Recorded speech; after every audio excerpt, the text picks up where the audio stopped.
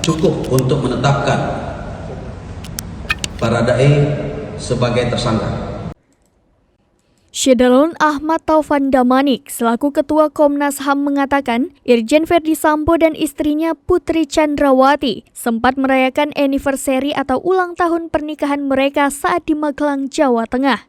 Pesta anniversary itu dilakukan sehari sebelum insiden penembakan yang menewaskan Brigadir Nofriansyah Yosua Huta Barat alias Brigadir J. Menurut Taufan, saat di Magelang tidak terjadi masalah apa-apa dan semua terekam dalam kamera pengintai atau CCTV. Sesampai di rumah dinas Sambo pun, semua rombongan termasuk Brigadir J masih dalam kondisi baik-baik saja. Sementara saat di rumah dinas, Taufan menuturkan pihaknya belum mengetahui kejadiannya lantaran CCTV disebut tak berfungsi. Ia juga mengungkapkan Sambo pulang dari Magelang ke Jakarta sehari sebelum insiden penembakan.